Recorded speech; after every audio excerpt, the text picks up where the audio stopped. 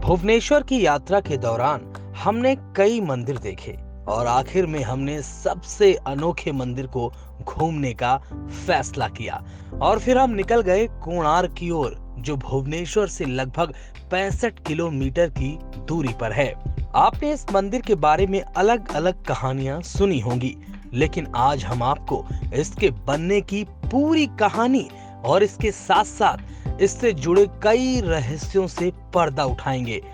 अब तक आप समझ ही गए होंगे कि हम किस मंदिर की बात कर रहे हैं। जी हाँ, ये मंदिर है कोणार्क का सूर्य मंदिर। अगर आपने 10 रुपए का नोट ध्यान से देखा होगा तो आपको मंदिर का एक चक्र नोट में दिखाई देगा।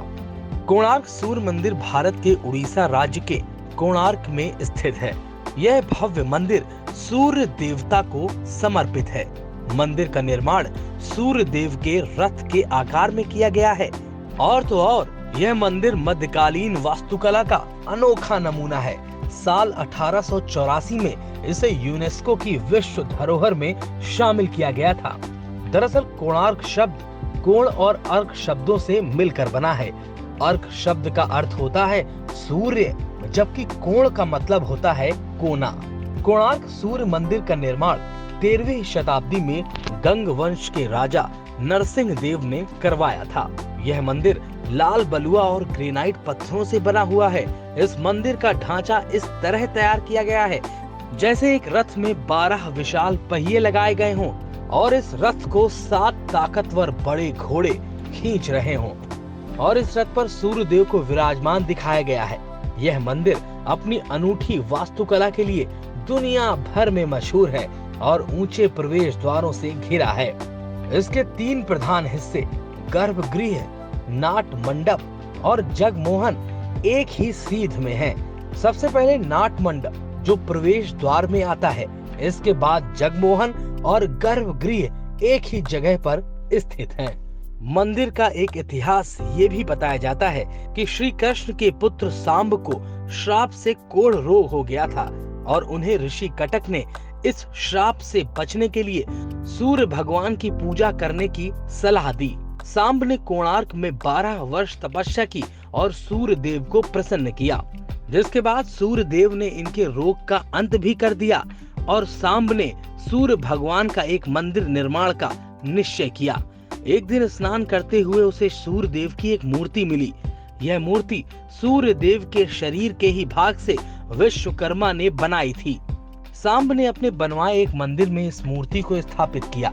तब से यह स्थान पवित्र माना जाने लगा। सूर्य मंदिर को बनने में 12 साल लगे थे और इसके लिए 12,000 कारीगरों की जरूरत थी। मंदिर के निर्माण के पूरा होने का वर्णन करने वाली कहानियों में से एक 12 साल के बच्चे धर्मपद की कहानी है, जिसने 12,000 कारीगरों को बचाने के लिए अपने जीवन का बलिदान दिया। कोणार्क के सूर्य मंदिर के निर्माण कार्य को सिबे सामान्य महापात्र और बिशु महाराणा ने मुख्य वास्तुकार के रूप में देखा था। राजा और श्रमिकों के बीच एक अनुबंध था कि जब तक पूरा काम नहीं हो जाता तब तक किसी को भी जाने की अनुमति नहीं दी जाएगी। वैसे भी निर्माण चल रहा था और यह पूरा होने के करीब था। अचानक मुख्य वास्तुकार बिशु महाराणा और उसके कार्यकर्ताओं को कलश, मंदिर के मुकुट पत्थर को उसकी उचित स्थिति में ठीक करने में कठिनाई का सामना करना पड़ा। इस बीच मुख्य वास्तुकार का पुत्र धर्मपद अपने पिता को देखने आया। धर्मपद हमेशा दुखी रहता था क्योंकि उसने अपने पिता को कभी नहीं देखा था और उसकी माँ ने कभी उसे अपने पिता के बारे में ज्यादा नहीं बताया।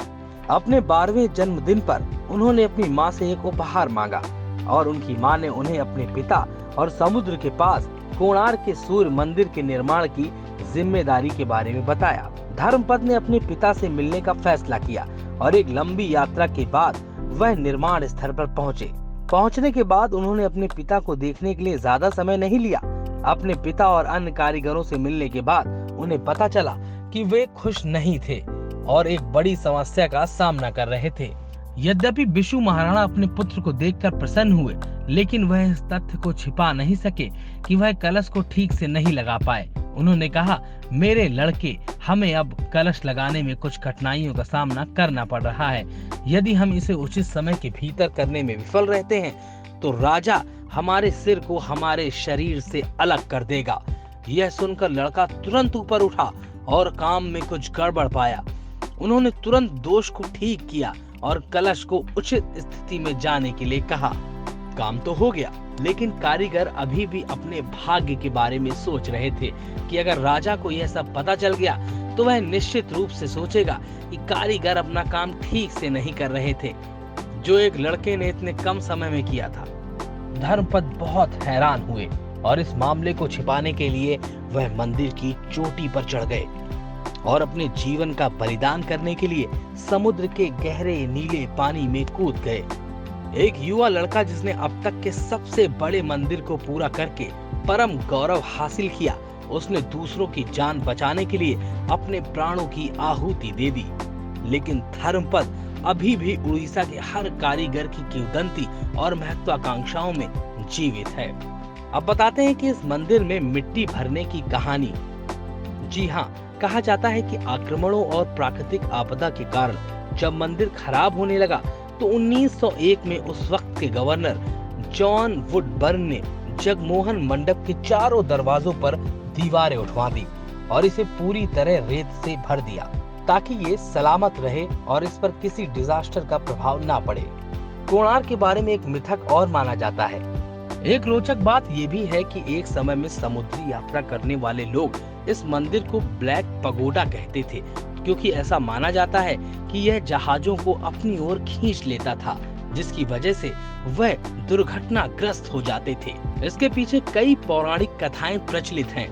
कहा जाता है कि इस मंदिर के शिखर पर 52 टन का एक चुंबकीय पत्थर लगा हुआ था, जिसके प्रभाव से वहां समुद्र से गुजरने वाले बड़े बड़े जहाज मंदिर की ओर खींचे चले आते थे, जिससे उन्हें भारी क्षति हो जाती थी।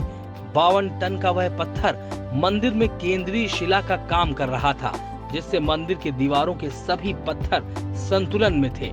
लेकिन इसके हटने के कारण मंदिर की दीवारों का संतुलन खो गया और इसकी वजह से दीवारें गिर पड़ी। यह मंदिर एक बार फिर खबरों में है। इंडियन एक्सप्रेस की रिपोर्ट्स के अनुसार अब कोणार्क सूर्य मंदिर के जगमोहन या मुख्यशाला परिसर में दबी मिट्टी को सुरक्षित रूप से निकाले जाने की प्रक्रिया शुरू की जा रही है। भारतीय पुरातत्व सर्वेक्षण इस खास मंदिर से उस मिट्टी को निकालने का प्लान बना रहा है, जो करीब 118 साल पहले अंग्रेजों ने इसे गिरने से बचाने के लिए भर दिया था।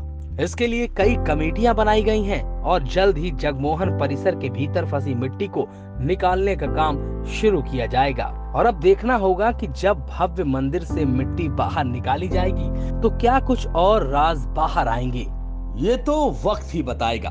तो इस तरह की रोचक कहानियां जानने के लिए स्टोरी को लाइक, कमेंट, शेयर करें और चैनल को सब्सक्राइब करें।